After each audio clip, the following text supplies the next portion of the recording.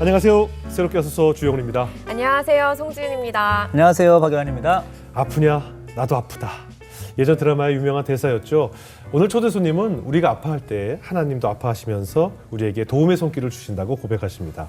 네, 어릴 때부터 몇 번의 우울증을 겪으시면서 하나님을 더 진하게 만나셨고 그때의 경험이 지금 쓰임받고 있다고 고백하시는 분이십니다. 아, 네, 이분은 웃다라는 상담 심리 유튜브 채널을 운영하고 계시고요. 네. 또 동시에 목회까지 하고 계신 분이십니다.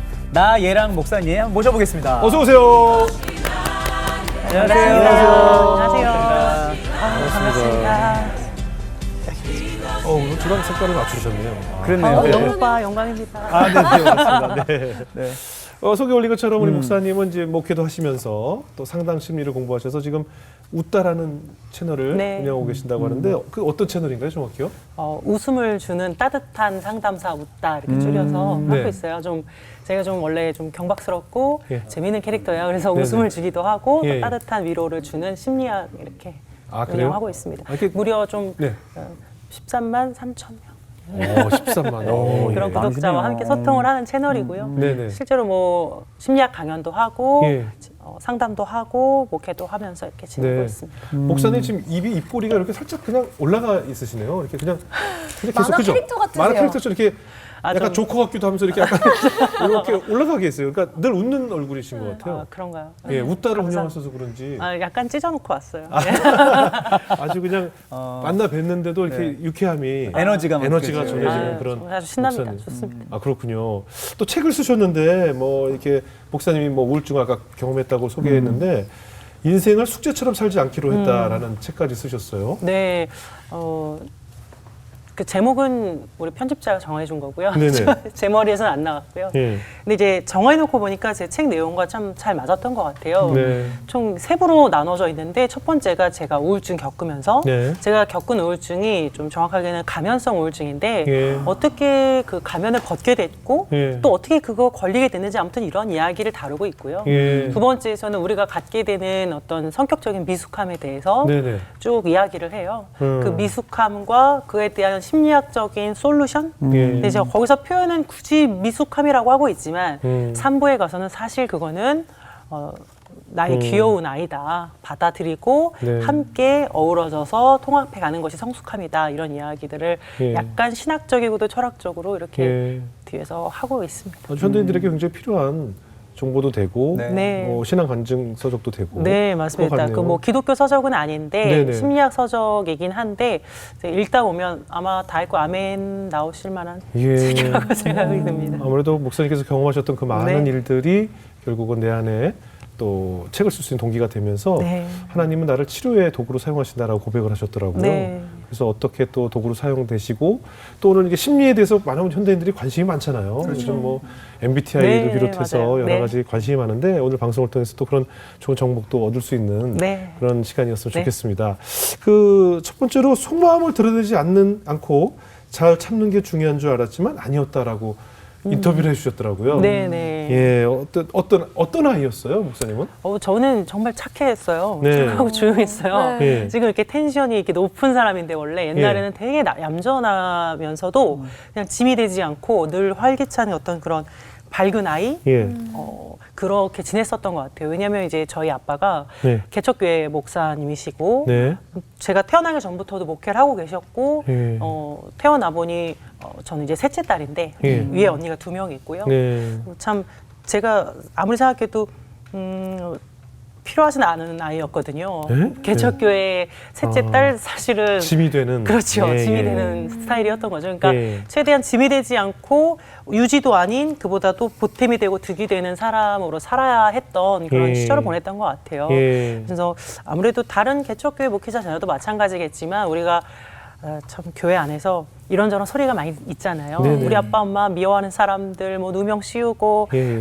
막 그렇게 싸우고 예. 그런 게 참 많아요. 예. 안 듣고 싶어도 네네. 집이 워낙 가난하니까 예. 다 뭐 한 칸에서 살고 교회에서 그냥 천막 치고 살고 하다 보면은 모를 수가 없는데 예를 들면 어떤 누명들이 있어요? 그야 뭐 그 사람들이 들으면 예, 예. 네 입장에서 난 운명이지라고 하시겠지만요. 네네. 어떤 경우에는 참 사무가 재정에 관여한다, 뭐 이런 얘기도 하고, 근데 예. 전혀 아니거든요. 예. 그리고 또 뭐 다단계를 하면서 뭐 이렇게 성도를 사용한다든지 뭐 이런 것도 있고, 그런 루머들이. 네네, 예. 뭐 재정과 관련해서 아무튼 자기들이 훔쳐가지고 도망갔는데 그렇죠. 마치 목사님이 한 것처럼 네네. 그렇게 하는 경우들도 많이 봤고, 그리고 실제로 뭐 미워하고 이럴 때는 제가 권사님 안녕하세요 인사를 해도 네. 씹고 이렇게 가요. 아, 안 받아들여요. 네, 우리 아빠를 미워하니까요. 그런 것들을 다 하면서 제가 그 사람과 똑같이 대항하고 반문하고 논리적으로 이해를 하고자 하면 살 수 없었던 것 같아요. 네. 그냥 받아들이고 교회 안에 보탬이 돼야지 짐이 되면 안 되니까 네. 그렇게 살았던 것 같아요. 보통 그렇게 잘하면 이제 나는 목회자가 안 돼야겠다라고 생각을 하는데 저처럼 예, 다시는 나는 그 근처도 안 가리라 이런 생각할 수 있는데 목회자가 되셨네요. 왜 그 생각을 못했을까요? 할 걸. 그때 영훈이 같은 친구를 만났으면. 네, 영훈 제가 두 시간이면 교회 오빠가 없어서 그래요. 그랬구나. 아이고. 예. 아니 근데 그때는 조금 더 꾹꾹 눌러놨던 그런 감정들이나 기억들이 있었을까요? 그때는 제가 아무렇지 않다고 생각하고 살았는데 네. 커서 심리학 공부하고 나니까 예. 제가 참 정상적으로 살 수 없던 어린이였겠구나 이런 생각이 들더라고요. 왜요? 일단은 뭐 날 때부터 제가 아까 말씀드린 것처럼 개척교회 막내딸 필요한가 이런 탄생이었잖아요. 실제로 이제 저희 엄마도 저한테 그런 얘기를 하신 적이 있어요. 내가 너를 지우려고 아이고. 너를 임신했을 때 아무에게도 얘기하지 않고 세탁기 돌아갈 때 배에 대고 있었다. 그러니까 이게 저희 엄마 캐릭터죠. 굳이 안 해도 되는 그 이야기를 얘기를 왜 하셨어요? 합니다. 이제 원래 그런 여자예요. 그래서 이제 세탁기 달달 돌아갈 때 배를 대고서 저를 떨어뜨리려고. 근데 사실 생각해보면 진짜 떨어뜨리려면 그것만 했겠어요. 그렇죠. 그냥 그렇게 힘들었다는 걸 표현하는 거지. 실제로 예. 그런 걸 생각하신 건 아니겠지만요. 그렇게 했는데 참 이 미국에 계신 고모 할머니가 예. 이제 기도에 좀 은사가 있으세요. 예. 우리 엄마가 저를 지우려고 아무에게도 얘기 안 하고 그러고 있었을 때 예. 전화하셔서 너 애기 있지 말씀하시면서 너 그 애기 지우려고 하지 지우지 마라 이렇게 말씀을 하셨다는 거예요. 그래서 너희 부부가 개척교회 하면서 40일 동안 교회에 일꾼을 달라고 계속 기도를 했지 않냐, 작전 기도를. 그에 대한 응답이 이 아이다. 지우지 마라. 이렇게 이제 말씀을 주셔가지고 가지고 있다가 태몽을 꿨는데 아빠가 태몽을 꼬셨어요. 예. 큰 구렁이가 아빠를 이렇게 쫓아갔대요. 예. 그러다가 세상의 끝에 종말에 서서 절벽 끝에서 이 구렁이가 12살짜리 소년으로 딱 변해서 앞으로 나타날 종말에 대해서 아빠에게 쫙 예언을 했다는 거예요. 예, 예. 그래서 아빠가 구렁이가. 네, 소년으로 변해서 네. 12살짜리. 네. 그래서 아빠가 이제부터 너의 이름을 사명자라고 하겠다. 네. 이렇게 이름을 정해주고 깼는데 그게 저의 태몽이었다는 거예요. 네네. 그러니까 당연히 이 아이는 남자지. 그런 거예요. 혹시 아버님은 무협 영화 보시고 뭐 그러신 분 아니시죠? 아니요, 아빠 진짜 텔레비전을 안 봐요. 네, 네. 당연히 소년이니까 아들이라고 생각했고 네. 그리고 사실 뭐 남아 선호가 아니더라도 위에 언니가 둘이면 네. 셋째는 아들을 좀 기대할 법도 하잖아요. 예, 예. 근데 태어났는데 딸이야. 딸인 거예요. 예. 그래서 저는 이제 너무나 자연스럽게 그런 소리 많이 들었어요. 아, 아들을 낳을 걸 딸로 잘못 낳았구나. 네. 실수했구나. 아들 낳고 싶어서 셋째를 가졌을 텐데 여자애가 나와서 어쩐다니. 이런 말들을 선생님들, 친척들, 주변 어른들은 정말 많이 듣고 자랐는데 예. 저희 엄마 아빠는 그런 소리 들으면 너무 싫어하면서도 제가 아들 노릇하느라고 막 무거운 거 들고 다니고 이러면요. 우리 집 아들이라면서 또 좋아하시고. 그러니까 저 되게 남자처럼 지금도 약간 이제 막 그렇게 여자 하지는 않아요. 그런 스타일로 제가 컸고 그래야만 제가 여기서 살아남을 수 있다는 생각을 했던 것 같아요. 네. 그렇게 좀 그렇게 제 정체성과 이런 것들을 다 억누른 채 네. 사회가 원하고 부모가 원하고 세상이 원하는 사람으로 이렇게 좀 지내왔었는데 사실 그런 거 다 그냥 감내하고 살 수 있는데 정말 힘들었던 건 우리 엄마 아빠는 네. 사실은 목회자이시고 정말 너무나 훌륭하시지만요. 진짜 많이 싸웠어요. 네. 진짜 많이 싸웠어요. 그래서 네. 부부가 싸우면서 왕왕 싸우고 할 수 있는 거지 이런 수준이 아니라 네. 아주 많이 싸웠어요. 그래서 그때는 다 그러고 사는 줄 알았지만 커서 심리학을 공부해 보니까 네. 이런 상황에서는 아이가 정상적으로 클 수 없었던 게 맞아라는 게 이제 결론이 제가 도출이 되면서 뒤늦게 저의 아픔을 보기 시작했던 것 같아요. 네. 이게 막 이게 두 분이 따로 떨어뜨려 놓고 보면 정말 너무나 순수하고 빛도 없이 이름도 없이 정말 고아와 과부를 향한 순수한 목회를 하시는 분이거든요. 지금도 네. 저희 교회는 100명이 넘지 않아요. 30명이 네. 넘었어도 항상 작은 교회 작은 자를 향하여서 그렇게 목회를 하시는데 이 둘이 만나면 예. 십자가의 길, 순교자의 상, 가시밭길 너무 죄인인 거예요. 그렇게 싸우고 또 나가서 예배를 인도하고 찬양하고 기도하는 모습을 저는 다 봐야 하고 그게 굉장히 혼란스러운데 그걸 다 느끼기 시작하면 살 수 없는 거예요. 그러니까 다 누르고 참고 삭히고 그게 저의 삶이었고 그렇게 두 분이 싸우는 것도 싸우는 거지만 엄마 자체가 굉장히 엄했어요. 아. 정서적으로는 수용해주지 않지만 예. 어떤 되게 이제 율법적으로 규칙적으로는 아주 강한 사람이었거든요. 완벽주의, 결벽, 강박 뭐 이런 덩어리 그 자체였기 때문에 지금은 나이 들고 많이 완화되셨지만 그때는 정말 심했어서 뭐 예를 들면 제가 뭐 1시간 이상 무릎 꿇고 벌을 섰다 네. 그랬던 기억이 되게 많은데 커서 생각해보니까 나 그때 왜 혼났지 생각해보면 거울에 손자국을 내서 뭐 이런 거예요. 이 손자국 누가 냈어? 이런 그때부터 이제 무릎 꿇고 어머님이. 네네. 근데 뭐 언니랑 저랑 둘 다 무릎 꿇고 둘 다 서로 얘기하지 않고 뭐 거짓말해서 혼난 거다라고 말씀하셨지만 그 사유 자체가 일단 말이 안 되는 거잖아요. 그렇죠. 그런 분이었어요. 지금도 우리 엄마는 너무 깔끔해서 정말 파리가 미안해서 그 집에 못 앉을 거예요. 그런 집이거든요. 예. 근데 그렇게 완벽하신 분 아래에서 예. 저처럼 텐션 높고 왈가닥인 사람이 태어났으니 예. 당연히 이제 혼나지 않으려고 제 모든 걸 억누르고 예. 착한 아이, 얌전하고 말 잘 듣는 교회에 꼭 필요한 그런 아들 같은 딸 예. 이렇게 살았던 것 같아요. 예. 그러니까 이게 어릴 때부터 어찌 보면 어려운 환경을 또 그 셋째 딸로서 네, 눈치도 네. 봐가면서 네. 그렇죠. 그러니까 표출도 못하고 억누르며 사는 건데 이게 사람이 이렇게 억누르다 보면 이게 나중에 막 곪게 되고 어느 순간 또 터지게 터지죠. 되잖아요. 네네. 좀 맞아요. 그게 좀 이렇게 터지게 되거나 표출된 일이 또 있었을 것 같아요. 네, 맞습니다.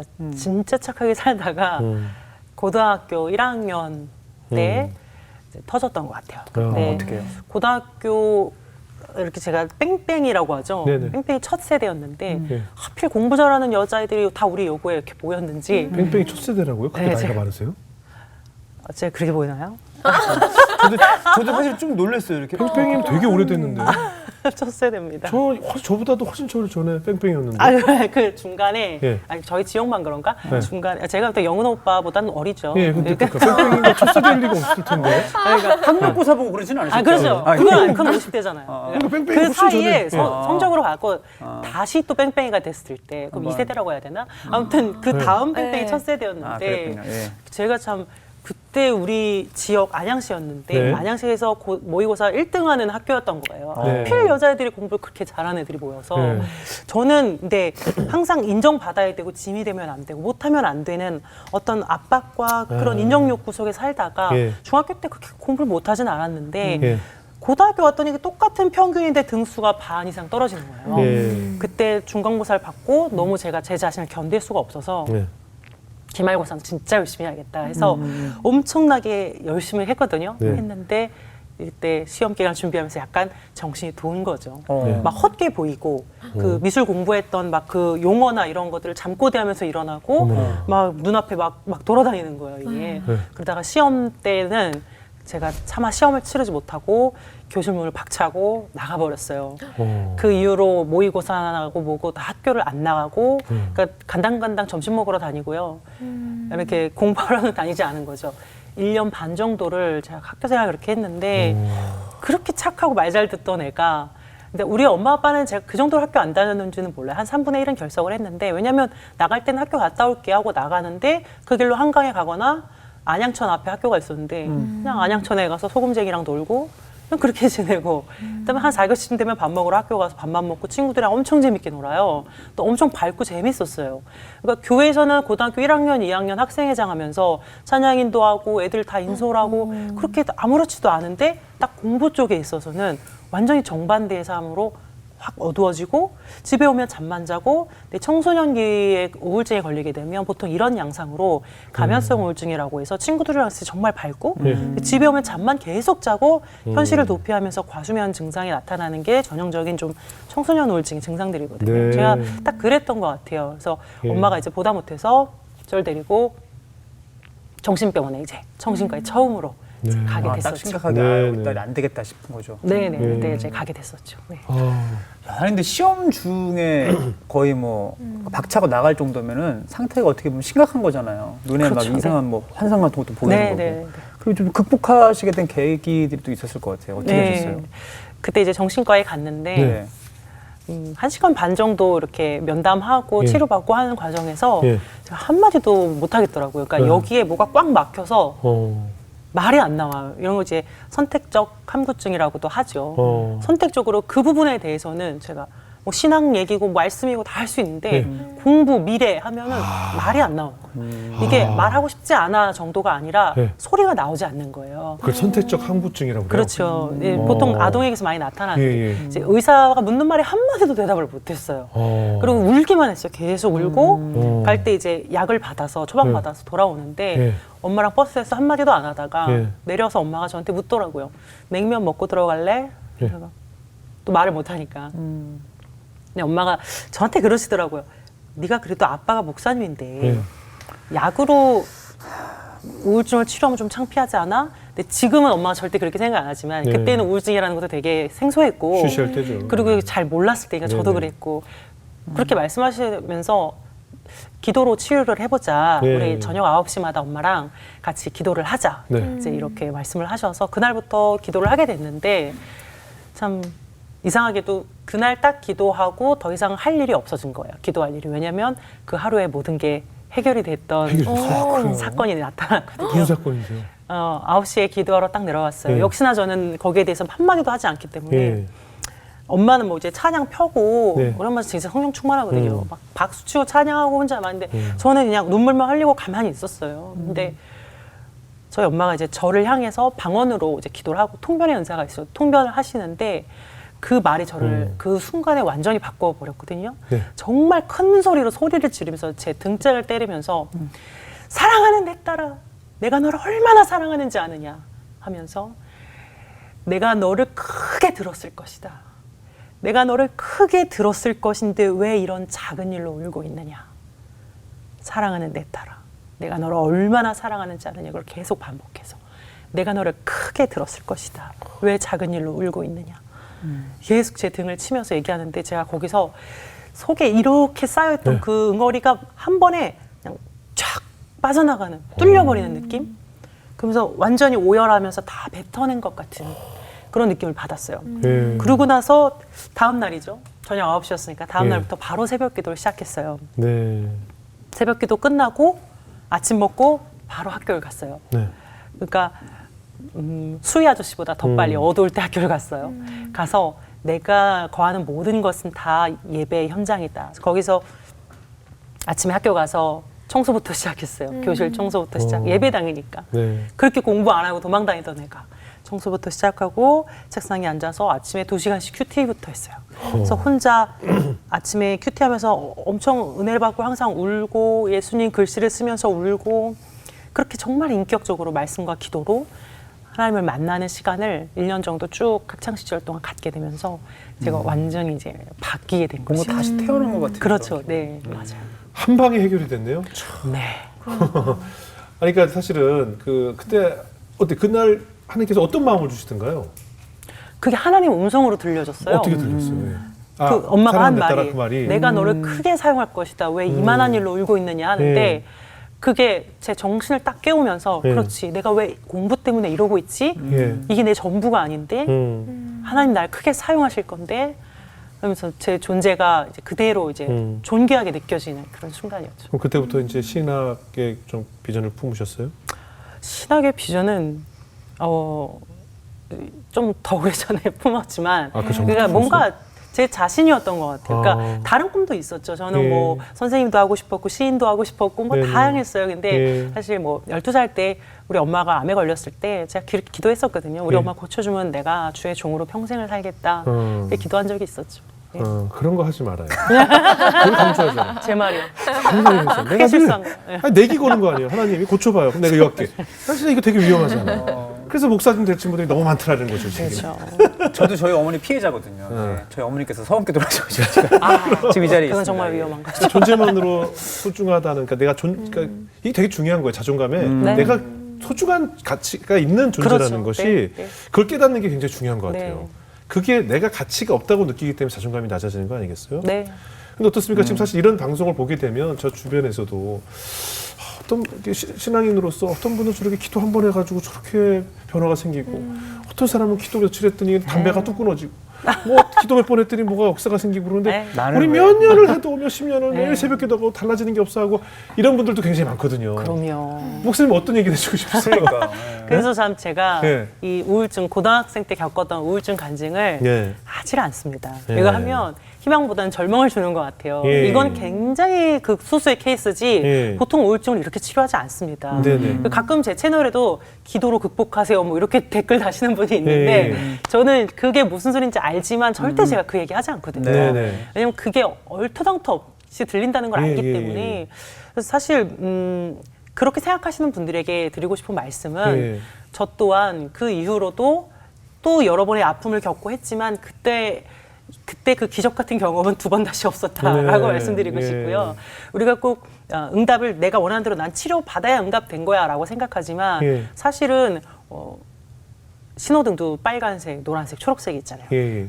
뭐 안 돼, 기다려, 가. 이게 예. 전부 다 신호인 것처럼 이게 네네. 다 있어야 교통이 돌아가는 것처럼 예. 하나님도 우리에게 오케이 줄게 아니면 기다려 아니면 안 돼. 이게 다 있어야 사실 우리 신앙이 제대로 가는 것 같아요. 이게 예. 다 응답이라고 생각합니다. 목사님도 분명히 아무리 기도해도 응답이 안 되고 해결이 안 되던 문제들도 분명히 있으셨겠죠, 살면서. 네, 네. 그죠? 있었죠. 그걸 네. 처음 가르쳐 주셨던 때가 한 20대 초중반이었던 것 같아요. 네. 그 전까지는 제가 너무너무 응답을 잘 받아가지고 예, 예. 원래 이제 친한 친구 사이엔 별칭도 붙이고 하잖아요. 예, 예. 제가 참 하나님하고 너무 친하게 지내면서 제가 네. 별명을 하나 드렸어요. 네. 하나님 이제부터 당신 닉네임은 나의 눈물을 3일을 못 보시는 하나님. 그렇게 하시죠. 그렇게 하시죠. 네. 네. 저는 너무 좋으니까 네. 그런 하나님이. 왜냐면 제가 뭘 생각하거나 기도했을 때 3일을 안 넘기고 거진 바로 응답 주시거나 3일 안에 반드시 응답 주시고 네. 그래서 저는 옛날에 기도 응답 못 받는 사람 보면 다 믿음이 없어서 그런 줄 알았거든요. 그랬겠어요. 진짜. 너무 잘 받으시니까. 네. 좀 믿음이 서울대 없어서 가는 저런 사람들이 서울대 가는 게 제일 쉬워. 서울대 안 가는 사람이 이해가 안 됐대잖아요. 그러니까 저는 정말 확률 98% 응답이니까. 예를 들면 어떤 응답을 받아요? 예를 들면은요, 저는 진짜 가난하게 살아가지고 고기를 네. 못 먹고 자라서 제가 올 때도 목대리 하고 왔잖아. 뭐 디스크가 있어가지고 네네. 어제도 삐끗했는데 전 뼈가 굉장히 약해요. 예. 왜냐면 이제 어렸을 때부터 진짜 못 먹었어요. 그래가지고 제가 아까 키 크다고 부럽다 하셨잖아요. 네. 좋은 게 아니라니까. 먹으면서 컸어야 되는데 키만 큰 거예요. 아니, 그래서 근데 오히려 드셨으면 더 크면 더 말이 되나요? 여기서 더 크는 게 190대고 막. 아, 지금 키 큰 사람이 지금 키 큰 거 부러워하지 말라고 그러시는 거예요? 너무 속이 다 빈 뼈니까 진짜 우리 아빠는 고기를 먹여야 되는데 예. 못 먹이니까 예. 어디 가서 목사님들 뭐 회식하고 누가 사주거나 할 때 갈비집 사장님에게 우리 집 개를 키우는데 아. 개 좀 뜯게 뼈 좀 싸달라 하면은요 남들이 먹다 남긴 그 뼈를 싸와서 끓여서 그 국물을 먹였어요. 그게 제가 먹은 고깃국인 거예요. 그렇게 살다가 제가 이제 커서는 우리 엄마 아빠는 참 주님과 결혼했고 주님 저는 이제 우리 부모를 공유했다고 생각하거든요. 네. 공유된 부모고 공유된 보호자지 나만의 부모 그런 건 아닌 거예요. 그러니까 나의 친부모, 나의 보호자는 오직 하나님밖에 없으니까 하나님 제가 고기가 먹고 싶어요. 이렇게 기도도 아니죠. 그냥 생각하는 거예요. 하나님 소고기 소고기 먹고 싶다. 한우. 지금 뼈가 텅 비었어요 제가. 이렇게 미국 산도 기도를 좋아요. 예. 이렇게 예. 했는데 참 그날 다음 날 딱 눈을 떴는데 아침 밥상에 소고기가 있는 거예요. 그래서 엄마 무슨 일이야? 소고기가 있어. 그랬더니 누가 줬어. 먹고 참 기분 좋게 나왔어요. 응답해 주셨구나. 나왔는데 점심에 누가 밥을 사준다 그래가지고 갔더니 또 고기야? 소고기인 거예요. 또 고기야. 아, 지겨워. 또 먹었어. 예. 그 저녁에 돌아가는데 또 고기야. 누가 좀 봉지에 뭘 줘요. 그 넣어주려고 샀다면서 또 고기야. 고기를 준.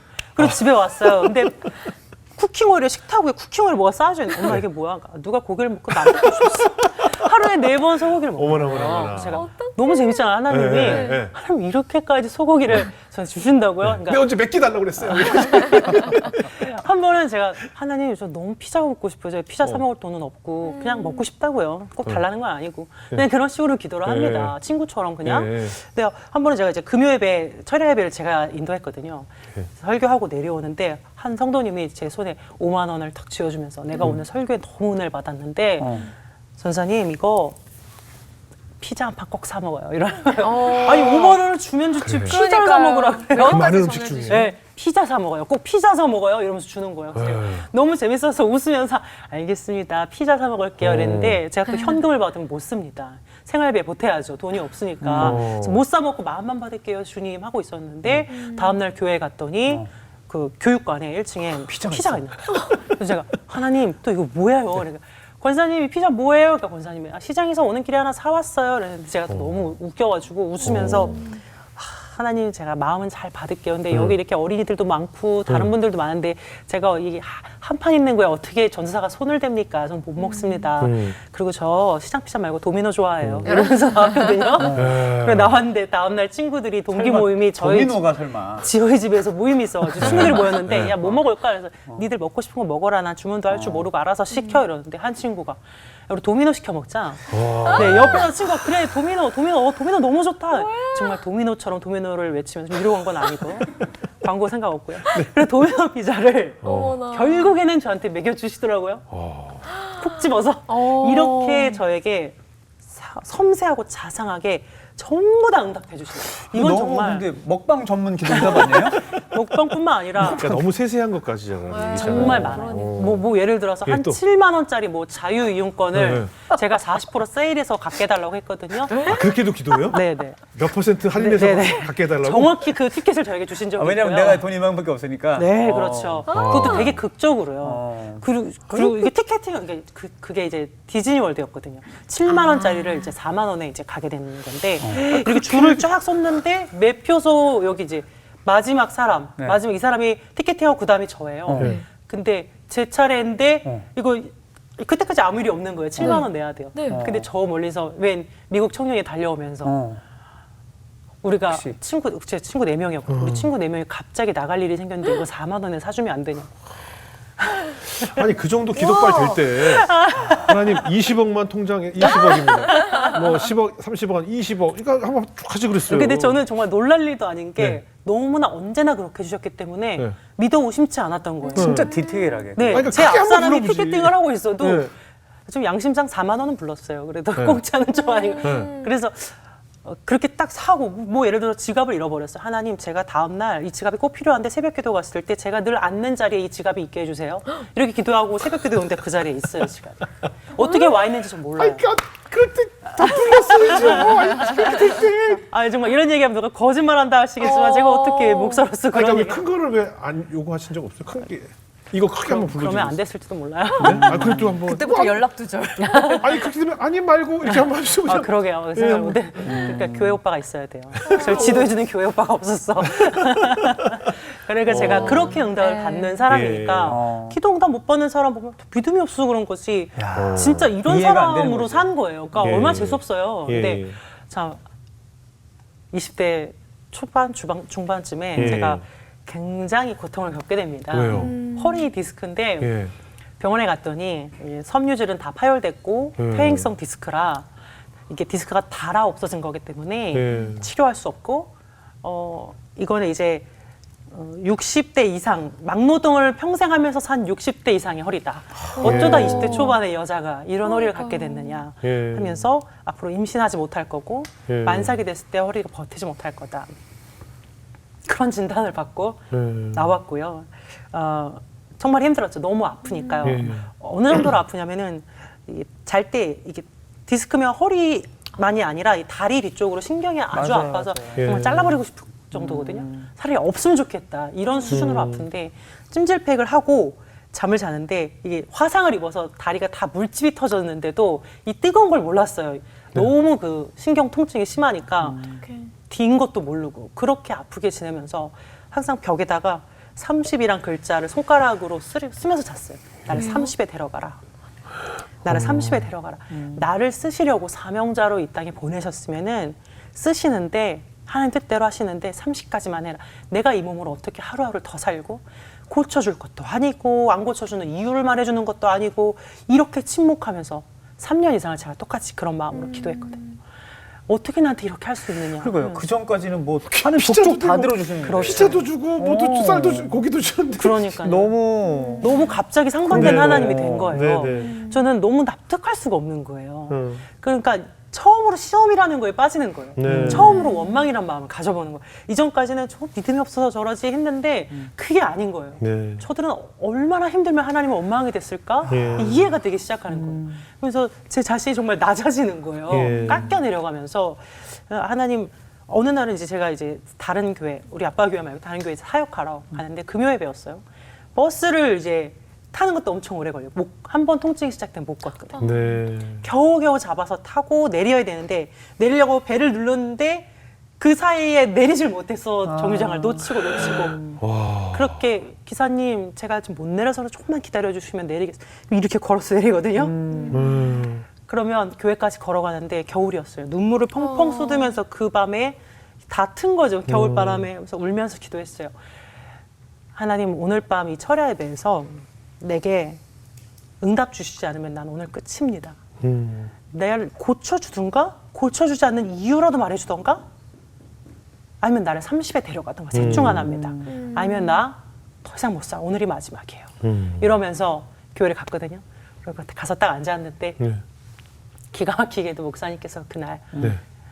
이 말씀 하시더라고요. 요셉이 감옥에 가고 형제에게 배신당하고 했던 그 모든 여정들을 말씀하시면서 이것이 다 하나님의 섭리고 요셉을 위한 선함이 아니었겠느냐 말씀을 하시면서 마지막에 예레미야 29장 11절 말씀 주셨어요. 네. 너희를 향한 나의 생각은 내가 아나니 평안이요 재앙이 아니니라. 네. 너희에게 미래와 희망을 주는 것이니라 하는데 그때 제가 또 이만했던 그 덩어리가 빵 뚫려지면서 네. 내 모든 아픔이 내게 응답 주시지 않고 침묵하시는 이 모든 순간이 내게 더 나은 평안을 주기 위해 더 나은 미래와 희망을 주기 위한 하나님의 섭리구나. 그래서 하나님께서 제게 이런 마음을 주시는 것 같아요. 내가 너 아파하는 모습을 보고 있는 이 부모의 심정은 아파하는 너보다 더 아프다. 내가 고쳐줄 수도 있는 능력이 있는데 그걸 사용하지 않고 너를 아프게 내버려 둬야만 하는 나의 심정은 지금 너보다 더 아파. 이루 말할 수 없이 아파. 그럼에도 불구하고 이것이 더 선한 것이니까 너를 위한 길이니까 이렇게 할 수밖에 없어. 그 마음을 딱 주시는데 제가 그 하나님의 마음이 이해가 되니까 그날 제가 엄청 울었거든요. 예. 다 토해낸 거죠. 그동안의 그 3년간의 그 서러움을 다 토해내면서 그 아픔이 사라지지는 않았어요. 예, 질병은 예, 예. 여전히 있는데 그게 노여움이 사라지고 원망이 사라지고 하나님의 뜻이 이해가 되니까 이게 마음이 편해지더라고요. 고통이 있어도 마음이 편하고 그러니까 하나님은 실수가 없으시지. 예. 그는 선함밖에 없으시지. 내겐 고통일지라도 그에게는 선함이지. 그가 하는 모든 일은 옳지. 이게 그대로 받아들여지는 한 계기가 되었던 것 같아요. 그 하나님이 어떤 뜻을 이해하셨어요? 그러니까 하나님께서 그러면 이 고통의 원인은 뭘까? 어떻게 내가 변화되길 원하실까? 뭐 이런 게 또 궁금하잖아요. 일단은- 고쳐주실 거라는 것은 알겠지만 저는 일단은 고쳐주신다고 생각은 안 했고 네, 안 예. 했죠. 안 했고 지금도 하진 않아요. 오늘도 이거 하고 왔어요. 목 디스크 뭐 이거 하고 오시더라고요. 네, 저는 디스크가 깁스? 목이랑 허리에 다 있고요. 아유. 지금도 그러고 살고 예. 저는 저 어제도 그런 표현을 개가 은혜 받는다고 사람 되나 이렇게 그런 생각이 있어요. 예. 이렇게 태어난 내가 물론 하나님이 주권적으로 고치시면 고치시겠지만 제게는 그런 걸 과연 허락하셨을까 그런 생각을 하지는 않아요. 왜냐면 바울도 그랬잖아요. 그게 저의 몫이라면 몫인 거고 제가 하나님께 나아가고 낮아지는 통로라면 통로인 것이기 때문에 고쳐주신다는 생각은 하지는 않습니다. 다만 내가 이렇게 아무것도 아니지. 네. 내가 이런 작은 미물일 뿐이지. 인생은 원래 고통스럽고 하나님과 함께 의지하여 살아가는 것이지.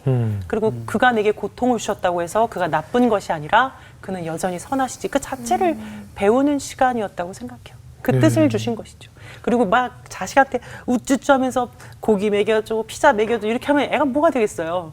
성장이 안 되잖아요, 성장이. 그럼 기도 응답 못 받는 사람들 정죄하면서 살겠죠, 평생. 네, 네. 그거 고쳐주신 거겠죠. 그때 한우랑 피자 먹지 말고 기도를 좀 아껴둘 걸 그랬네요. 예. 좀 그때 나눠서 해주시지. 나눠서 해줬어야 너무 한 방에. 너무 약한 거에 카드를 다 썼네요. 근데 어떻습니까? 이렇게 신학을 공부하시고 뭐 기도하시게 됐는데 상담 심리를 또 공부하시게 된 계기가 있었어요? 네, 이제 신학 공부를 한 9년 정도를 쭉 했죠. 하고서 네. 아이를 키우면서도 계속 사역을 하고 그랬는데 예. 남편도 목사예요. 남편도 예. 목사면서 지방에서 사역을 했어요. 그래서 네. 저는 안양에 있고 남편은 저기 좀 전라도 쪽으로 가 있다 보니까 네. 함께하는 날보다 함께하지 못하는 날이 더 많았어요. 네. 그러니까 독방 육아라고 하죠. 네. 네. 인생의 암흑기를 보내면서 월요일부터 한 수요일 정도까지 저와 함께 있고 예. 나머지는 없고 뭐 여름 성경학교나 이런 게 있으면 한 달 정도 집에 없고 근데 예. 아이가 굉장히 예민했거든요. 그러니까 예. 참 너무 아이 키우기가 참 힘든 시간들을 보내다가 이건 아니다 싶어서 아이들 다 데리고 이제 지방으로 남편 따라서 예. 저희 사역을 접고 갔는데 더 힘들더라고요. 거기는 이제 친정도 없지 친구도 없고 그렇죠. 어떤 사모로서만 지내야 되니까 정말 네, 아무 네. 소리 없이 아이만 키우면서 아이가 그때 1살, 3살 두 남자아이였는데 네. 사실 안양에서 저 혼자 키울 때는 정말 만삭배에 기타 메고 큰애는 뒤에 업고 찬양 리허설 하면서 아이고, 9시에 설교하러 올라가면 8시 59분까지 아이를 업고 재웠거든요, 저는.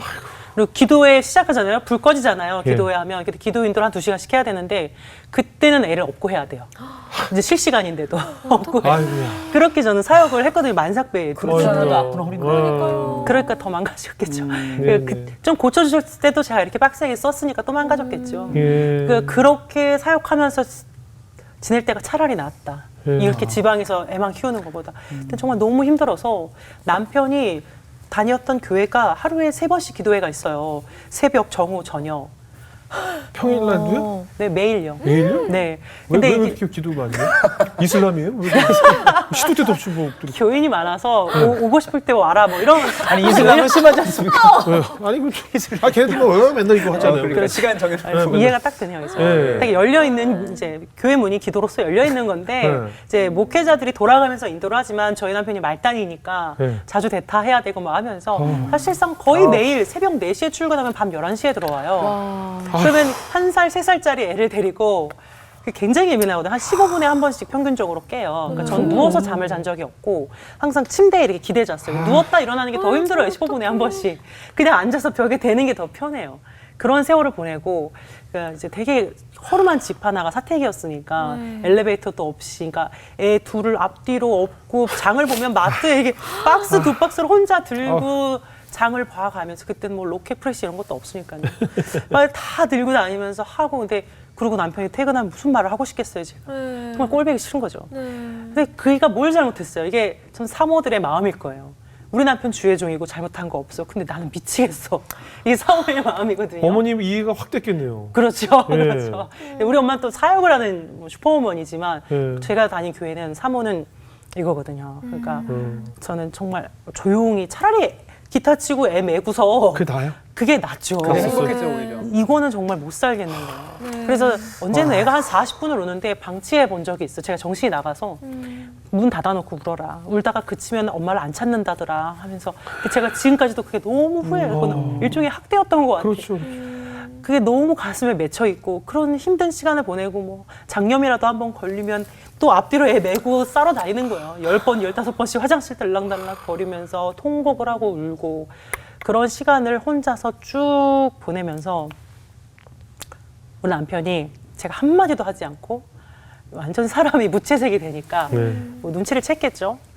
저를 이제 그쪽 사역을 접고 다시 안양으로 돌아와 주더라고요. 예. 돌아와서 같이 여기에서 이제 저와 함께 이제 사역을 하기 시작하면서 조금씩 제가 회복이 됐던 것 같아요. 예. 그때 한 교수님께서 자기 신학 강의에 저를 청강으로 초청을 해주셔가지고 네. 아이를 키우다가 이제 슬슬 공부를 하기 시작했는데 그때 제가 너무 행복하기 시작했어요.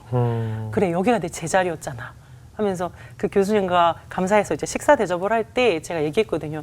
교수님 참 제가 아이들한테 미안하지만 이 아이들을 낳지 않았더라면 제가 얼마나 많은 일을 했을까요? 정말 훌륭해지지 않았을까요? 지금 너무 억울하다는 듯이 나 혼자 애 키워서 너무 힘들었다는 막 하소연을 했는데 교수님이 밥을 드시다 말고 되게 해탈한 표정으로 말씀하시더라고요. 야, 네가 아무리 잘나봐야 한 생명을 낳아 키우는 것보다 무슨 위대한 일을 해. 이렇게 딱 말씀하시는데 맞아요. 제가 그때 또 이만큼 얹혀있던 응어리가 그 육아 스트레스의 응어리가 팡 뚫리면서 예. 밥 먹다 눈물이 나는데 그걸 참느라고 막 휴지로 그렇지. 내가 어떤 위대한 일을 해도 이 두 아들을 낳아서 키우는 것보다 더 위대한 건 없지. 그럼요. 하나님 내가 정말 귀한 그럼요. 일을 맡기셨구나. 그걸 감당하면서 살았지. 그 제 자신이 너무나 또 귀해지는 거예요. 한심했던 내가 너무나 귀해지면서 또 치유의 시간을 얻고 그렇게 차차 공부를 시작하면서 아빠가 이제는 신학을 그만하고 심리학을 해보는 게 어떻겠냐 해서 말씀을 해주셨어요. 그래서 심리학을 이제 그때부터 본격적으로 공부를 다시 시작하게 된 거죠. 아이가 한 4-5살쯤 됐을 때. 그러니까요. 저 늘 강조하지만 사람들이 사역하면 굉장히 거창하게 뭐 어느 교회 가서 많은 성도들을 상대로 하는 거라고 생각하지만 나에게 맡겨진 홀어머니, 홀아버지 모시는 거, 할머니 모시는 거, 그럼. 내 아들 하나 키우고 이것도 다시 하나님께서 나에게 맡겨진 큰 정말, 삶이거든요. 네, 정말. 근데 이걸 뒤로 하고 어디 가서 어디 험지에 가서 많은 성도들 이거 아니라고 저는 보거든요. 진짜 영훈 오빠는 깨어있는 예. 거예요. 저요? 왜? 와, 영훈 오빠라고 부르는 줄 게스트라 진짜 처음이네요. 네, 처음이에요. 영훈 오빠 진짜. 좋으시겠어요, 교회 동생 만나보시고. 네. 아유, 아저씨라고 할 수는 없잖아요. 아유, 근데 이렇게 잘 생활하시면서 육아 스트레스도 잘 넘기실 것 같은데 아까 이제 가면성 뭐 증후군이라고 하는데 네. 가면 속에 살았다고 표현하시면서 네, 굉장히 우울감을 또 많이 느끼셨나 봐요. 네, 최근이죠. 최근 이제 책이 나오기 네. 직전 한 2년 정도 제가 이제 아주 극심한 예. 감염성 우울증을 겪고 병원에서 그렇게 진단을 받고 중증으로 진단받고 예. 저는 사실 이제 3번, 5번 정도 이제 삶을 끝내고자 네. 실제로 행동에 옮겨 실행을 시도한 적이 있었죠. 그 아이들이 커가고 있는데도 그렇죠. 예. 목 쌓이고 이미. 목 쌓이고 어떤 이유 때문에 그랬을까요? 참 이런 이유를 얘기하면 사람들이 되게 어이없어 하는데요. 맞아. 그래서 참 말을 더 못했던 것 예. 같아요. 남편에게도 아무도 제가 아픈 걸 몰랐으니까 네네. 이해하지 못할 거라고 생각했는데 친구가 저를 배신을 했어요. 그게 예. 참 되게 어이없는 이유. 너같이 이렇게 잘 나가는 목사가 예. 친구 배신 때문에. 친구 네. 때문에 내가 친구가 없어서 친구가 얼마나 많은데 음. 그 참 이해를 못할 거예요. 네. 근데 이게 뭐냐면요. 저는 모성 결핍 뭐 이런 게 있잖아요. 예, 사실 예. 특히 그 결핍이라는 게 되게 여러 가지가 있지만 감정의 수용, 정서의 수용과 스킨십이 되게 중요하거든요. 네. 뭐 이날 얘기했다고 가서 자녀분들도 막 안고 그러시면 안 돼요. 청소년기부터는 도움이 안 돼요. 청소년 못 안죠. 그러니까요. 또 안 그러다가 갑자기 안 이러면 되게 싫어요. 그렇죠. 냄새 나죠. 그렇죠. 그러니까 저는 네. 참 그런 스킨십이 없이 컸는데 네. 그 친구가 제가 그렇게 큰 걸 알아요. 네. 그러니까 저를 만날 때마다 안아줬었어요. 네. 제가 그 친구는 저의 엄마였고 남편이었고 아빠였고 네. 저의 친구였고 제 자신같이 느꼈던 것 같아요. 아, 제일 사랑했던 친구군요. 제일 친했던. 그렇죠. 정말 뭔가 심리학적으로 말하면 융합되었다고 하죠. 너가 나고 내가 너고 그 사람도 저를 그렇게 의지했고 저도 그렇게 의지했고 네. 그 사람도 제가 그이의 엄마이자 아빠이자 남편이고 저도 그 사람이 그렇게 느껴지고 근데 이렇게 융합된 관계는 반드시 갈등이 일어나는데 우리 그걸 알면서도 서로가 서로에게 이제 너무 섞여 들어가니까 어릴 때부터 친구예요? 얼마 되지 않았어요. 공부하면서 만난 건데 아. 서로의 아픔을 너무 잘 이해할 수 있으니까 예. 공부를 서로 같이 했고 하니까 그러면서 융합이 되니까 싸움이 잦아지고 서로 지치고 뭔가 좀 집착을 하게 되는 부분도 있죠. 그랬을 거예요 아마. 예. 그렇게 되면서 서로 좀 거리를 두게 됐는데 거리를 두게 된 그 상황들이 제가 납득하기 너무 힘들었던 것 같아요.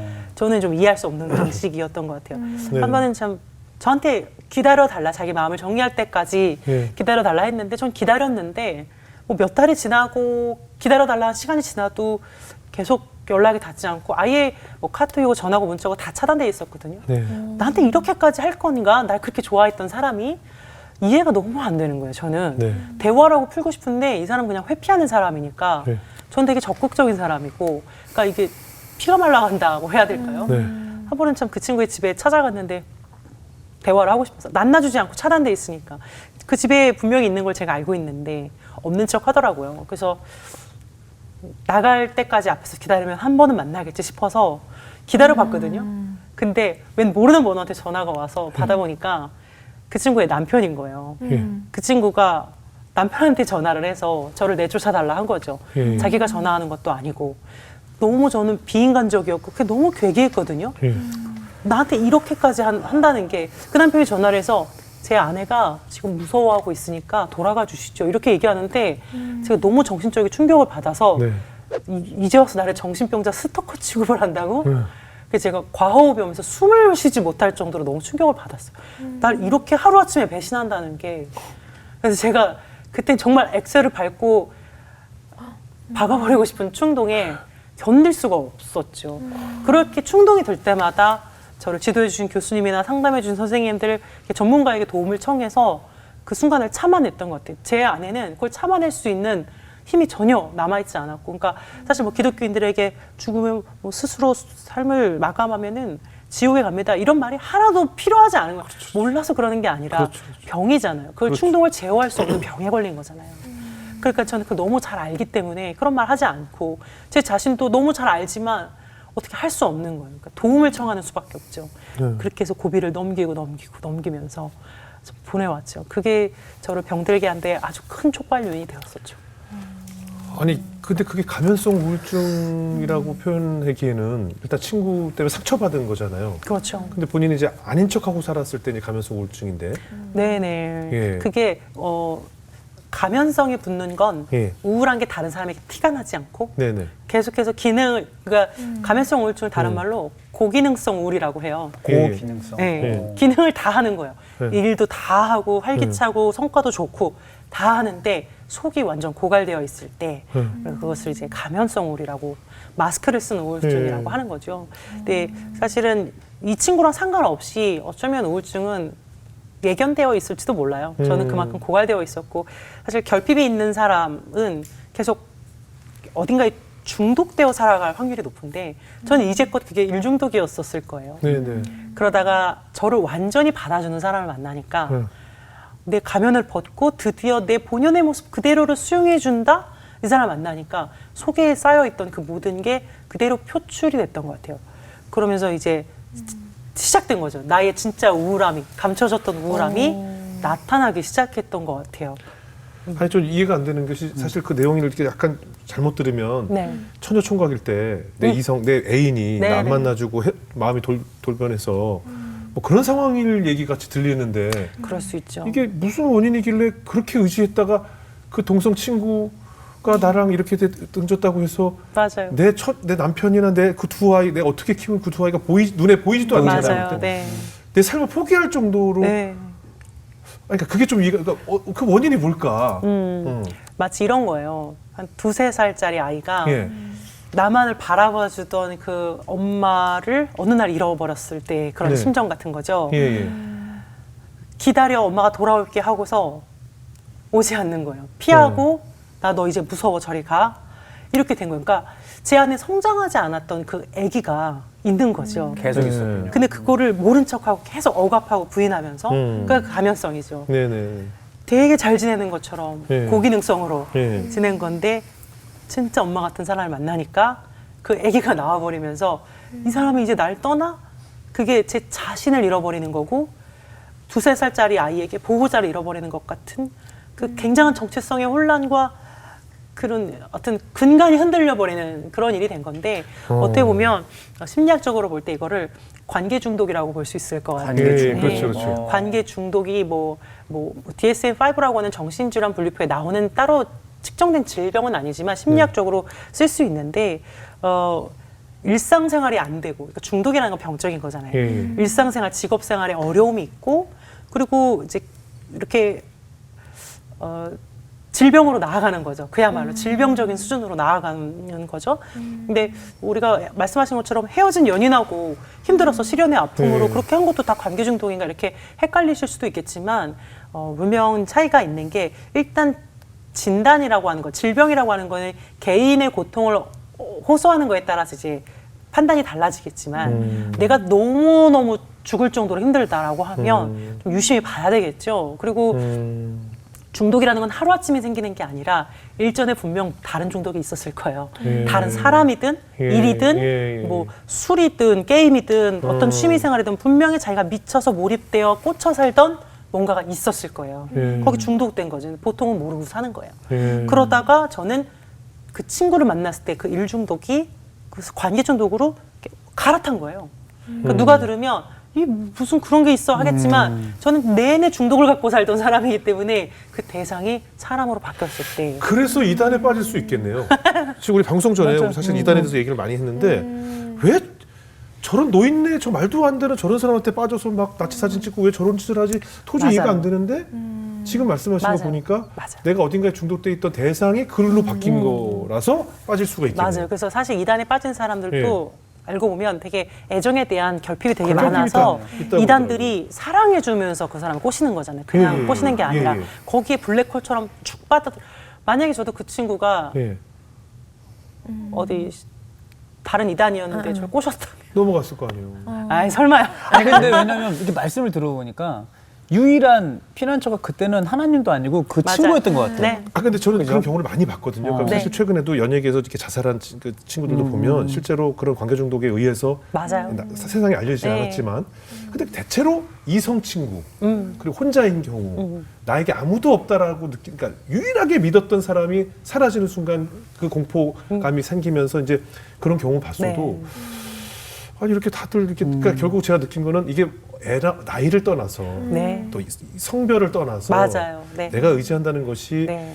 내가 뭐 몇 살 이상이 되면 철이 들었으니까 그럴 일이 없다가 마음을 놓을 수가 없는 전혀요. 거예요. 네. 특히 저는 여자 연장자에게 예. 그렇네요. 마음을 잘 주었거든요. 그러니까 네. 엄마 대신을 필요로 그래. 했어요. 모성 항상 결핍이야, 모성 결핍. 결핍이라 그러네. 항상 그걸 다 알고도 우리는 빠진 거예요. 저도 그 여자를 보면서 그걸 네. 생각하고 자기도 다 알아요. 예, 예. 그러면서도 멈출 수 없는 거예요. 그 블랙홀에서 진짜. 빠져나올 수 없는 거예요. 차 주변에 제 주변에 금사빠라고 부르잖아요. 금방 사랑에 빠진 사람. 이 사람들이 다 결핍이 맞아요. 있어서 금방 사랑에 다 빠진 원인들이 있는 그 거고. 뭐 이렇게 유명하신 부부 중에서 이렇게 나이 차이 엄청 나고 왜 제가 쟤랑 결혼해 이런 사람들 보면 다 그 예. 같은 그 예. 증상 사랑 못 받은 사람들이 예, 예, 한번 예. 사랑해주는 사람 만나면 예. 헤어나올 수 없는. 어릴 때부터 아버지가 없다 보니 막 할아버지 맞아요. 같은 분 만나서 또 느끼고 뭐 이런 게 굉장히 많더라고요. 그러니까 그 이전에 어린 시절의 상처가 해결이 안 되니까 이게 근데 무서워지는 거예요. 어떻게든 그렇죠. 예, 네. 굉장히 위험한 핵을 안고 사는 정말. 거네요. 그렇죠. 예. 그러니까 아까 사실은 우리가 그냥 생각할 때는 야 목사님도 이 문제로 막 극단적인 생각을 할 수도 있구나 이런 부분이 또 충격이 될 수 있는데 네. 아, 그래도 우선 그 가운데 막 진짜 너무 고통스러웠을 것 같아 이 상황이. 네. 그 하나님께 구하했던 마음들이 있으셨을 것 같아요. 어떠셨어요? 네. 그때 저를 잘 이끌어 주셨던 교수님이랑 통화를 하면서 그 여자 남편이 저보고 할 얘기 있으면 자기랑 하자는데 교수님 제가 그럼 그 남편 진짜 한번 만나서 얘기를 해볼까요? 전 너무 답답해요. 그랬더니 교수님이 그 남편이랑 얘기를 하지 말고 하나님이랑 얘기를 하시죠 하면서 40일 정도 작정 기도를 해보시는 게 어떨까요? 예. 제안을 해주셨는데 그게 참 솔깃하게 들렸어요. 그래서 네. 그때부터 이 관계 중독 문제를 놓고 예, 예. 40일 작정 기도를 했는데 다른 것 아무것도 구하지 않고 내가 사람이 아닌 하나님만 의지하고 사랑할 수 있게 이 기도 제목을 가지고 기도를 했어요. 근데 그 기도를 하는 제 자신이 너무 우습더라고요. 목사식이나 돼서 다른 기도 제목도 아니고 네.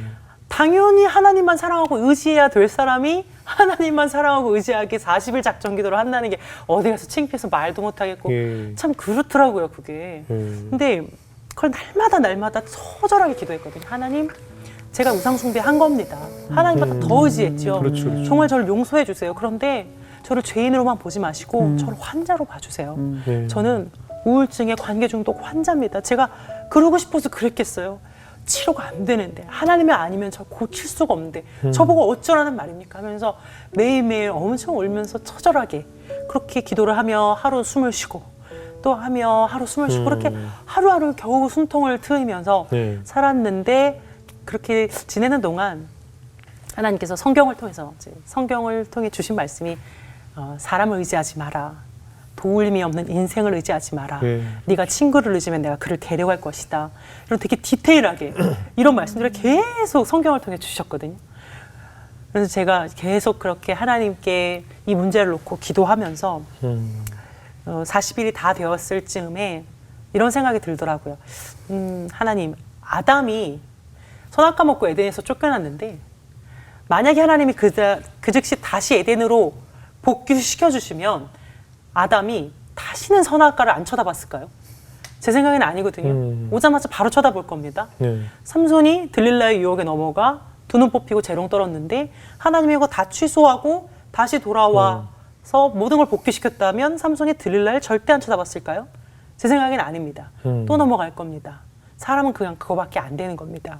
하나님 나는 선악과에 또 손을 댈 거고 들릴라에게 또 넘어가는 사람일 뿐입니다. 그러니 하나님 내가 40일이 아니라 40년, 60년, 80년을 내가 늘 하나님만 사랑하고 의지하도록 기도할 수밖에 없는 그런 죄인이군요. 이걸 이제 깨닫게 되고 예. 제가 정말 아무것도 아니었음을 나의 신앙도 뭣도 신학도 아무것도 아니었음을 내가 기도가 아니면 하나님이 아니면 하루하루 죄인이었을 뿐임을 처절하게 깨닫고 그 이후로 주신 말씀을 내가 널 불쌍히 여긴다.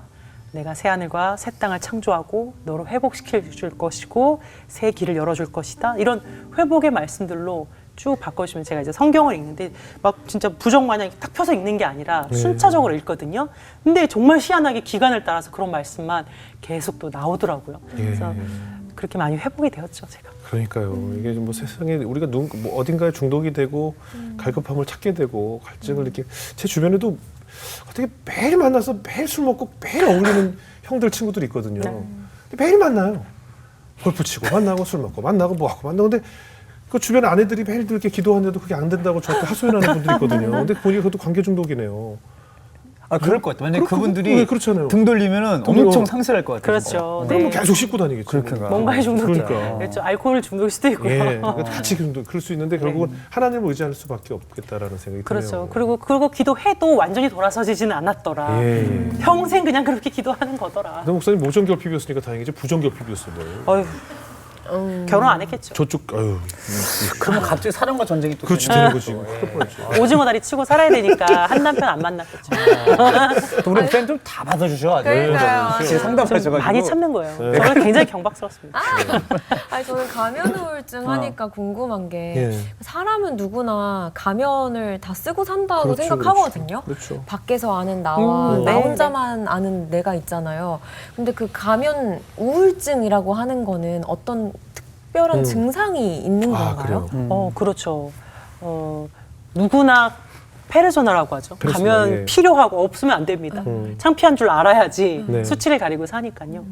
그런데 이게 내가 이거 가면이지 알고 하면 돼요. 알고 하면. 근데 이게 모르고 되게 무의식적으로 이게 진짜 난 줄 알고 그렇게 사는 사람이 있어요. 내가 리모컨 마냥 새롭게 와서 CBS에 오면 3번 채널, 내가 가정에 가면 5번 채널 이렇게 내가 조절할 수 있으면 되는데 모드를 딱 바꾸는 거예요. 그렇죠. 근데 그게 없이 정말 무의식적으로 그렇게 가면이 자기 자신인 것처럼 살아가는 사람들이 있어요. 네네. 그리고 사실 이 가짜 자기라고도 하죠. 네네. 페르소나인데 이게 부모의 사이가 굉장히 안 좋았을 때 자녀가 더욱더 가짜 자기를 갖게 되거든요. 네. 부모가 원하는 나로 치밀되지 네. 않기 위해서 더 살게 되니까. 근데 우울증이라고 하면 그 외에 혼자 있을 때 굉장히 무기력하고 그리고 이렇게 뭔가 집중이 잘 안 되고 네. 능률이 떨어지고 이런 것들이 있고요. 그다음에 그런 죽고 싶다라는 그런 충동도 들고 그다음에 너무 잠을 못 잔다든지 반대로 너무 잠을 많이 잔다든지 네. 그다음에 행동이 너무 느려진다든지 아니면 너무 초조하게 빨라진다든지 이런 우울증의 뭐 9가지 증상이 있는데 네. 그런 걸 동반하면서 그 밖에서는 티 안 나게 네. 오히려 성과를 더 많이 내고 예. 낙천적인 모습으로 이렇게 살죠. 살게 되면 자가 진단을 좀 해야겠네요. 그죠?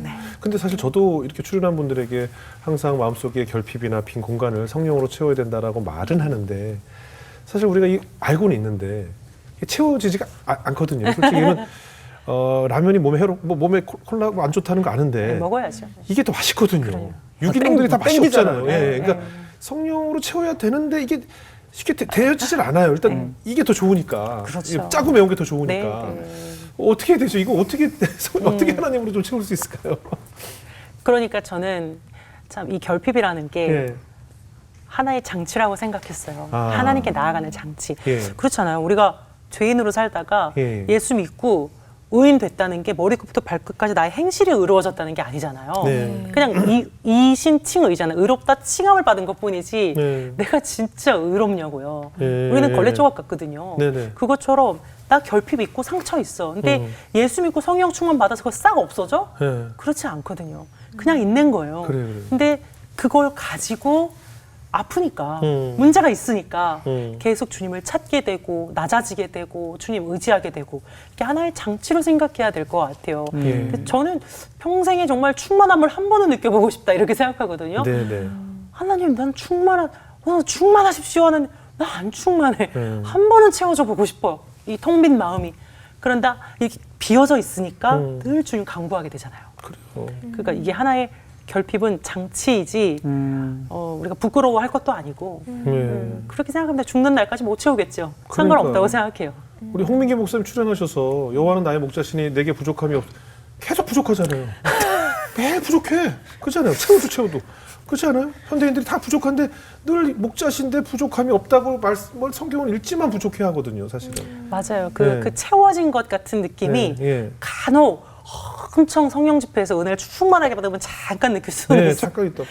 잠깐. 근데 또 나가는 공허하죠. 순간 바로. 그러면 또 만약에 우리가 항상 완충된 상태로 산다면 맞아요. 과연 기도할까? 과연 처절하게 찬양할까? 그러지 않을 거라고 생각해요. 내가 텅 비었으니까 또 찾는 거잖아요. 그게 장치라고 생각합니다. 또 애착장애라고 일컫는 그런 것들은 또 뭘까요?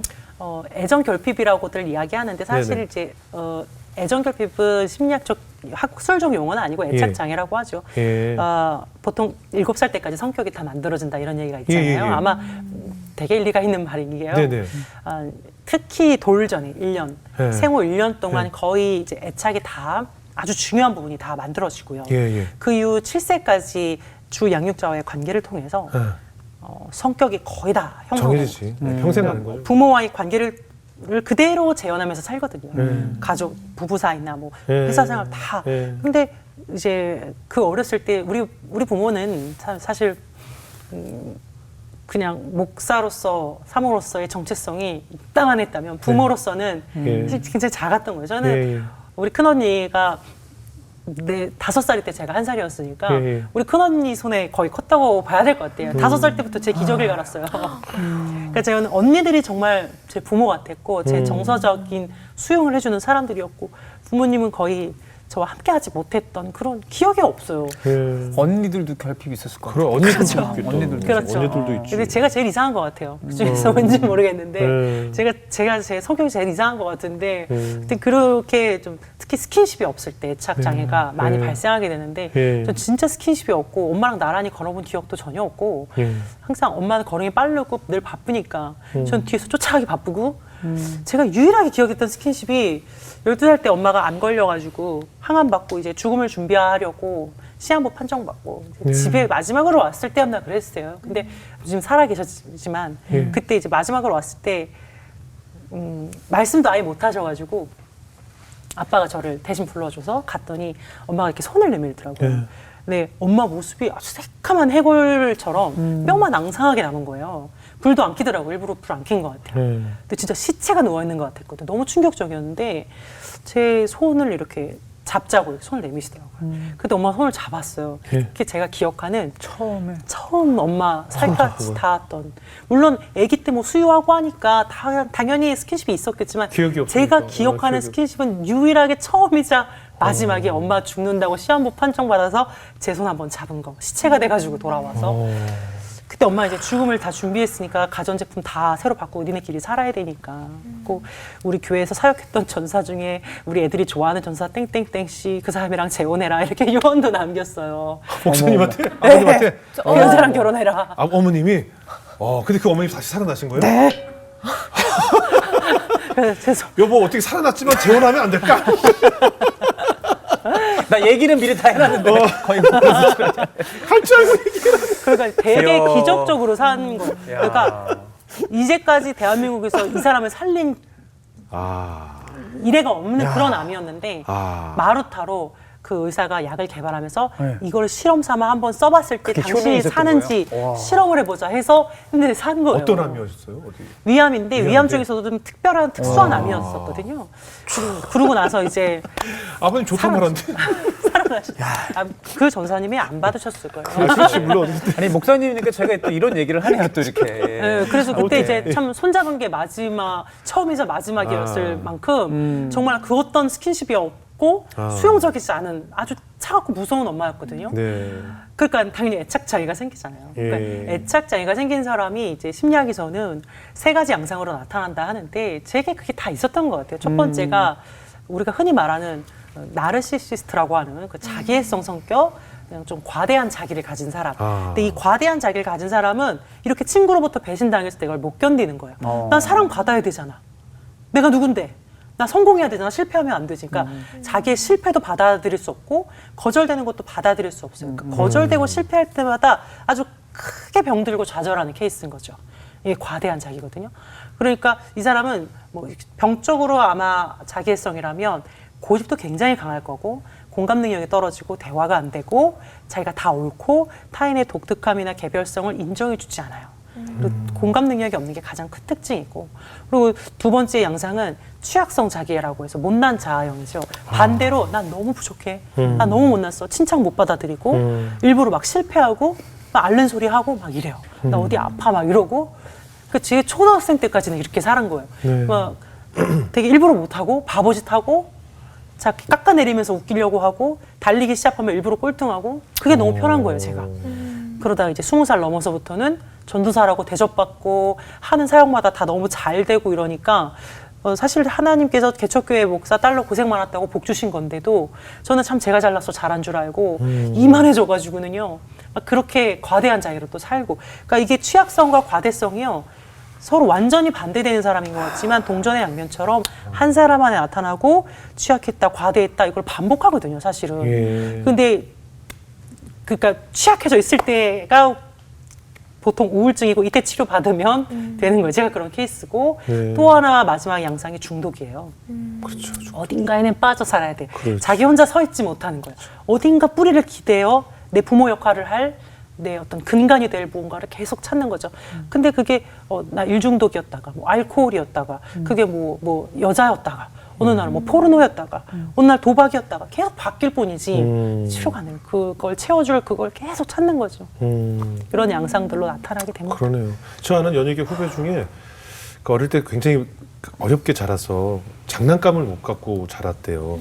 그래서 지금 어른이 돼서 굉장히 크게 성공한 친구인데 계속 그 아트용품 파는 데를 가서 자기가 사용하지도 않을 걸 계속 사서 누구한테 선물을 해요. 네, 네. 그래서 저희 집에 이렇게 조금 의자도 있고 여러 가지가 있는데 이걸 왜 샀을까? 근데 이거 근데 계속 그 사고 싶어진대요. 그렇죠, 상처죠. 계속 충동으로 혼자 시간만 나면 그런 이렇게 어린아이들 용품 파는 데 가서 계속 산대요, 그냥. 맞아. 그러니까 그때 그 갈증이 아직도 그 어릴 때 못 가진 그 한이래잖아요, 어떻게 맞아. 보면. 네, 그래서 그런 친구도 있더라고요. 맞아. 저는 아직도 인형을 되게 좋아해요. 왜냐면 우리 엄마 옛날에 결벽증 있었을 때 제가 너무 사랑하는 인형을 네. 더럽다고 찢어서 버렸거든요. 아이고. 가위로 갈게 찢어서. 네. 전 지금도 인형에 환장하죠. 그렇군요. 아니 목사님 사실은 그 목회하시는 목사님들이나 이 선교사님이나 이런 분들 또 크리스찬들도 마찬가지지만 목회자기 때문에 마음에 질병이 있고 내 안이 썩어 들어가는데도 표출하지 못하고 그 누구에게도 표현할 수 맞아요. 없고 네, 네. 숨기고 정말 감염성 네, 네. 우울증을 앓는 분들이 저는 목회자들 중에 더 많을 맞아요. 거라고 맞아요. 봐요. 연예인하고. 연예인도 그렇고 연예인들은 원래 어디서 풀 수도 있죠. 목회자들은 진짜 그러네. 아무것도 못하잖아요. 맞아요. 전 제일 불쌍한 게 우리나라 특히 목회자들이 운동도 하면 안, 뭐 아무것도 하면 안 돼. 안 되는 게 너무 많잖아요. 미국 목사님들은 다 골프도 치거든요. 네. 한국 목사님들은 욕먹죠. 욕 먹잖아요. 뭐 안 되는 게 너무 많고. 그래서 이 마음의 병이 더 심할 것 같다는 생각이 들어요. 맞아요. 저도 네? 그렇게 살았죠. 예, 어떻게 해야 될까? 특히 크리스찬들도 사실 어디 티를 못 내고 마음의 우울감은 있는데 더 숨기고 하는 이 현대인들에게 어떻게 좀 위로의 말씀을 전하고 싶으세요? 채우려고 하면 네. 채워지지 않는 것 같아요. 네. 오히려 뭐가 되려고 하면 될 수 없고 예. 가지려고 하면 가질 수 없고 예. 그냥 저는 너무나 힘든 시간들을 보내면서 예. 모든 걸 놓고 나니까 예. 그냥 받아들여지는 것 같아요. 그러니까 나이가 이 고통을 끝내고 행복해야지가 아니라 예. 제가 책에도 썼지만 고생 끝 행복 시작이라는 건 없다 사실. 네네네. 고생 중에 행복한 거고 행복하다고 또 고생하는 거지. 가시랑 장미가 다 같은 줄기에서 나오고 너무 기뻐서 흐르는 눈물, 슬퍼서 흐르는 눈물이 같은 눈물샘에서 나오는 거지. 네. 우리가 고통이 전혀 없이 결핍이 전혀 없이 그렇게 행복, 충만 이런 건 없다. 전도서에도 슬플 때가 있고 기쁠 때가 있고 미워할 때가 있고 사랑할 때가 있다고 한 것처럼 인생에 그렇게 줄타기 하듯이 부정과 긍정을 왔다 갔다 하면서 산다는 것을 그저 받아들여야 될 것 같아요. 그걸 부끄러워할 것도 아니고 수치스러워할 것도 아니고, 그리고 요즘에 참 많이 인식이 달라졌어요. 우울이나 이런 심리 질병에 대해서 네. 많이 달라지신 것 같아요. 크리스찬이면서 공황장애 있으신 분 정말 많거든요. 많죠. 근데 그거를 막 약 먹는 거를 부끄러워하고 쉬쉬하고 그게 아니라 내가 이런 약을 먹어요. 네. 그래서 사실 의학도 하나님께서 인간에게 주신 지혜로 만드는 거잖아요. 네. 그거를 되게 당당하게 그냥 느끼시고, 그래요. 저도 그런 입장으로 내가 우울했습니다. 네, 죽으려고 네. 했습니다. 네, 목사지만. 네, 그런데 네. 나와서 이야기하는 거죠. 그러니까 맞아요. 그게 오히려 건강한 것 같아요. 맞아요. 아, 그게 답이 되겠네요. 맞아요. 마지막으로 아까 그 어머님 이제 건강해지셨어요? 네, 그래서- 그 이후로 뭐 암이 또 재발된 적이 있었는데 있지만, 예. 지금 이제 건강하시고 예. 저하고도 이제 우리 엄마는 저랑 싸운 적이 없는데 네. 저 혼자서 네. 소위 질환한 거죠. 네. 근데 이제 제가 지내면서 한번 너무 힘들었을 때, 이게 결국 다 이 여자, 이 엄마 때문이야, 막 이제 이런 마음이 들었을 때, 네. 나의 모든 중독은 다 이 여자 때문이었어. 막 이렇게 살 때 한번 엄마한테 애들을 다 맡기고, 참 아이러니하죠. 그러면서 엄마한테 애를 왜 맡기는지. 아, 그래요? 애를 맡기고 예. 기도원을 들어갔어요. 예. 한 3, 4일 들어갔는데, 들어가서 기도를 하는데 너무 기도도 안 되고, 우울증이 뭐 기도를 그렇게 열심히 하겠어요. 기도도 안 되는데 마지막 날 돌아가기 전에 제가 기도를 했어요. 하나님, 제가 얼마나 많은 사람을 희생시켜서 애들 내팽겨치고 여기 기도하러 왔는데 저한테 아무 응답도 안 주시고 제가 이 상태로 돌아가면 뭡니까? 어떤 말씀이라도 어떤 응답이라도 해주시죠 라고 했을 때, 이제 그 순간, 정말 순간적으로 그 마지막 날 기도 시간에 생각지 못한 은혜를 주셨던 것 같아요. 막 성령 충만 막 이런 거 주실 줄 알았거든요. 네. 전혀 아니고요. 아주 어렸을 때부터 지금에 이렇게까지 우리 엄마가 나를 어떻게 사랑했는지 그 장면들을 하나하나 다 보여주시더라고요. 하나하나 생각나게 해주시고, 이게 사랑이잖아. 이게 사랑이잖아. 지금 너는 옛날 그 친구가 너로부터 도망치고 회피했는데 그 환상의 엄마 때문에 눈이 가려졌어. 네 진짜 엄마는 지금도 네 새끼를 돌보면서 너 기도하라고 희생하고 있는 그 여자가 네 엄마야. 예. 말씀 주시는 거예요. 예.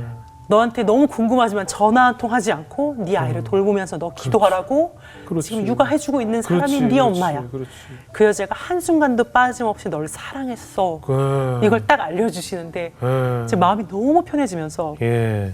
또 엉덩이가 다 뚫렸네요. 예. 그래서 집에 돌아가서 예. 또 허리 수술하고 이제 엄마 집에서 지내는 동안 옛날 얘기를 한번 꺼낸 적이 있어요. 엄마 옛날에 아빠랑 싸울 때 내가 그때 중간에서 어떻게 막았고 엄마 옛날에 나한테 무슨 얘기까지 하고 나 그거 다 감당하고 한 2가지 얘기를 했는데, 원래 엄마 성격 같으면 네가 유별나서 그래. 네가 기억이 잘못된 거야. 그 절대 인정 안 하거든요. 근데 그날은 참 우리 엄마가 늙었는지, 그러게 네가 얼마나 힘들었겠니 하시는데, 제가 한 30 중반까지 이렇게 이 말을 들으려고 땡땡 돌아왔을까? 모든 게 풀려지면서 저 여자 참 불쌍하기도 하고, 이게 무슨 감정이지? 그 얹힌 게 다 내려가더라고요. 그 한마디에. 결국 내가 원하는 건 저 여자한테 내 정서와 감정이 그대로 부정당하지 않고 수용되는 거였어. 한 번쯤은 네가 그렇게 느낄 수 있었겠다. 그 소리 한 번 듣는 거, 그걸 그렇게 원했던 거구나. 이걸 느끼면서 되게 치유적이었고, 네. 다음부터 이제 전화 오면 엄마 이렇게 찍혀있는 그 글씨로 전화가 오면 네. 언젠가는 이 글씨로 전화 오지 않는 날이 있겠지? 그래. 이 여자가 죽으면 아빠라는 글씨로 전화 오지 않는 날이 있겠지. 평생을 살아도 죽을 때까지 그 글자로 전화 받지 못하는 날이 있겠지. 그래서 그 모든 순간이 너무 소중하더라고요. 그럼요. 그래서 참 엄마와의 관계, 아빠와의 관계 이런 것도 회복되고 제 자신도 너무 건강해지고 하나님이 치유하셨죠. 어머니가 굉장히 깔끔하다고 하셨잖아요. 깔끔하지. 결벽증이 있으시고. 예, 파리가 미안해합니다. 그죠. 제 딸 방을 제가 애가 학교 간 다음에 싹 치워놓거든요. 옷도 걸어놓고. 네. 근데 이 아이는 누가 옷을 걸고 누가 치웠는지 몰라요. 저도 얘기를 안 하니까. 네. 근데 늘 치워놔요, 제가. 네. 사랑으로. 어. 그 결벽증 있고 깔끔한 어머니가 네. 목사님의 방이라든가 그걸 그냥 놔뒀을 리가 없어요. 그렇죠. 네. 안 보실 때 맞아. 사랑으로 치우셨을 것이고 맞아. 벗어놓은 양말 뒤집어서 빠르셨을 거예요. 맞아. 근데 그 모습은 자식들 눈에는 안 보이거든요. 그렇죠. 그냥 늘 있던 양말이고 늘 깔끔한 방에 있었기 때문에. 네. 보이지 않는 곳에서 사랑으로 나를 어떻게 키우셨는지는 나는 모르고 나는 어머니 사랑을 못 받았다고 자라신 게 아닐까 하는 생각이 들어요. 우리 엄마 같은 경우는 그 양말을 절대 뒤집어주진 않고요. 네. 불러서 벌을 세우고 혼을 낸 다음에 네가 뒤집어. 네가 해라. 이런 스타일. 손자국을 내도 1시간을 무릎 꿇고 에이. 있는데요. 참 아니, 아름답게 끝내려고 그랬더니 안 되네. 왜냐면 이렇게 끝나면 제가 나쁜 년이니까 둘 중에 하나 팔려야죠. 근데 우리 엄마는 참 그때는 아빠와의 문제도 그렇고 네, 목회 그럼. 얼마나 많은 누명과 그렇죠, 억울함 그렇죠. 속에서 그리고 몸이 아파서 두 변의 암투병을 했고 그럼요. 어디 자식이 눈에 들어와요. 그럼에도 불구하고 마음 한켠에 가장 중요한 건 자식이었겠지만 네. 그걸 표현할 만큼의 심리적 여유가 없었겠죠. 그럼요. 예, 그렇게 이제 깨달음을 하나님께서 주셨네요. 네. 예, 오늘 굉장히 또 많이 도움이 되는데 우리 맞아요. 진자매는 어떻게 들으셨어요? 우리 모두가 각자 다른 가정 환경에서 정말 완전하고 완벽하지 않은 상황에서 자라왔고 또 그 안에 고통과 상처들이 각자 많을 텐데 그냥 거기서 인생이 끝이었다면 너무 절망적일 것 같아요. 근데 우리에게 희망이 있는 건 그 모든 것의 키를 가진 분이 우리의 아버지시라는 거를 그분께 언제나 달려가면 그 키로 문을 열어주신다는 거 그게 참 우리에게 희망적인 것 같고 이 시간에도 참 내 안의 상처들을 독대하기 어려워서 무서워서 해결되지 않을까 봐 마주하지 못하고 있는 많은 사람들이 있을 것 같은데 물론 하나님을 찾아가야 되겠지만 그 마주 볼 수 있게끔 하는 사역을 하고 계시는 것 네. 같아서 심리학이라는 이름으로 또 하고 계시는 것 같아서 많은 분들이 나 자신을 좀 마주 볼 수 있는 용기를 목사님 통해서 얻으셨으면 좋겠다라는 생각도 그래요, 들었습니다. 맞아요. 네. 네. 박현 목사님. 진짜로 아까 우리 말씀하신 것처럼 지금도 얼마나 많은 특히 목회자분들이 그래요. 그럼. 이 아픈데 아프다고 말 못하고 힘든데 힘들다고 말 못하고 그러면서 이 골마가잖아요. 근데 그 골마가면 결국 이거는 성도들한테 흘러가는 거거든요. 그래서 저는 우리 많은 목회자분들이 진짜로 나도 건강해지지만 우리 성도, 우리 교회가 건강해지기 위해서는 본인의 그냥 아픔, 본인의 그래요. 힘듦을 정말 나누고 고백할 수 있었으면 네, 좋겠고 네. 또 그래요. 성도들도 아니 목사님이 뭘 또 저렇게 힘들어요. 네. 우리 목사님 기도 그럼. 안 하시나? 그럼. 저 이런 잘못된 시각들을 진짜 그래요. 다 좀 없애버렸으면 좋겠어요. 네. 예. 되게 그래서 권사님들. 함께 같이 고민하고 해. 네. 저희 방송 전에 최근에 그 OTT 방송을 통해서 방송됐던 이단 종교 교주에 대한 네. 그 다큐멘터리 얘기를 많이 나눴어요. 네, 네. 보면서 답답해 죽겠더라고요. 이 많은 현대인들이 그것도 많이 배운 분들이 멀쩡한 사람들이 왜 저런 미친 노인네한테 빠져서 몸도 갖다 바치고 돈도 갖다 바치고 저 인생을 다 갖다 바칠까 막 도저히 이해가 안 된다라는 얘기를 많이 나누는데 네. 우리가 이 육체에 대한 상처에 대한 약들은 굉장히 많잖아요. 병원에서 치료가 되는데 이 마음의 병 치료가 안 되니까 네. 그거 치료받으려고 여러 가지 중독도 빠지고 뭘 찾아다니다 보니 잡은 것이 그런 미친 노인의 그런 이상한 말씀에 넘어가고 거기서 찾아가는 것 아니겠어요? 네. 그래서 저는 결론은 무엇이냐 오늘 말씀을 듣고 느낀 점은 우리가 누군가 감기가 걸렸거나 어때 팔에 상처가 생겼을 때 왜 그래? 나 여기 다쳤어 넘어졌어 감기 걸렸어 그래? 약 먹고 이렇게 해야지 라고 편하게 추구하듯이 우리 정신적인 우울감이나 마음의 상처도 우리가 늘 서로에게 이렇게 편하게 아무것도 아니게 서로 나누고 기도하고 그치. 목사님 찾아가고 성도들끼리도 서로 이렇게 해결을 해야 되지 않을까.